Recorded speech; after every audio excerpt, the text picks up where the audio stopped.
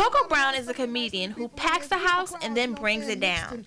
She routinely performs in clubs and college campuses across the country, and you may have seen her on B.E.T's The Comic View or on Showtime at the Apollo. After her recent performance at Armstrong, I stole a moment to talk with her. So how did you get started as a comedian? Just one day I was sitting on my couch and a friend of mine from college called and said, hey, you want to go to a comedy show? And I said, sure. Went to the comedy show. He had actually told the owner of the club about me. You know, I got my little drink in me, was acting crazy, being me. And he said, you want to go on stage? And I was like, what? And he was like, you want to go on stage? And I said, well, for what? He was like, just introduce the next act for me. Just do what you're doing now. And I was like, do what I'm doing now? And he's like, yeah. I said, okay. So went on stage and just started cutting up on people and talking about why I was there, and I was drinking over a breakup with my man, and they was laughing, and I was, okay, your next act is, and I came off stage and the club owner said, can you come back next weekend? Wow. And it just started from there. No one is safe from Coco Brown. She'll make fun of everyone, from politicians to rap stars. And Ja Rule is such a cutie, in a monkey kind of way. I mean, I don't mean like a chimpanzee or an ape or nothing. I'm like a cute little spider monkey. Much of Coco's material is raw and is meant for adult audiences only. But when Coco performs, God is one topic she won't touch. I'll mention God in my act, but it's never like, you'll never probably hear me do jokes about the Bible, because I'm already going to go to hell, and I don't want to go to hell any quicker than I already am. You know, it's like, wait a minute. Then all this time, we worried about Iraq. We need to be worried about Korea. They got the missiles pointed at us. All I'm saying is, please don't blow up Korea, because you blow up Korea, who going to do my nails? So basically, how is the industry treating you, like as a comedian? I think it matured me a lot. It made me realize that I was taking life too seriously, and realizing that because it is not my end-all to be all passion to be a star, I just want to enjoy my life.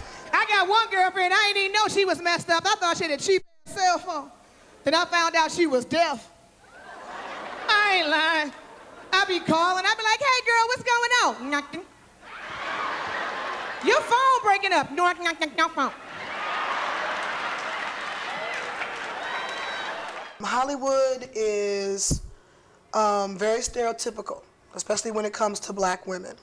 And whereas I've noticed they will churn out 50 white actresses in a month.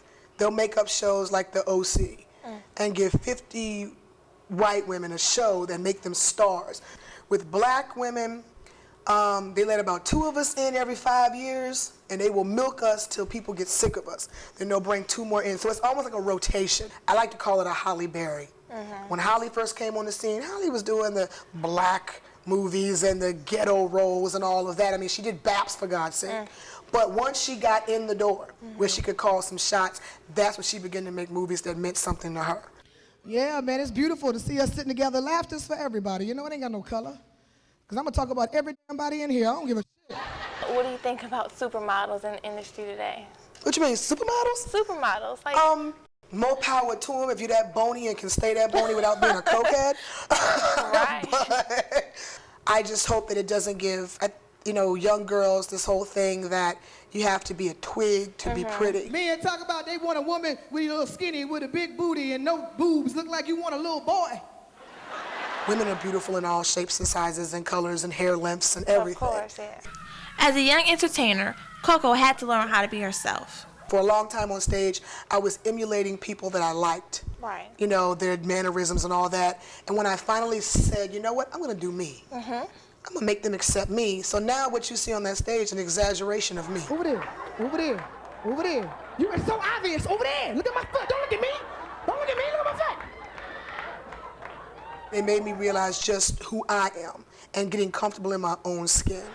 You forgetty ugly, hey girl, that's my boyfriend Byron. You're like, girl, what the hell wrong with his eye? What the, oh my God.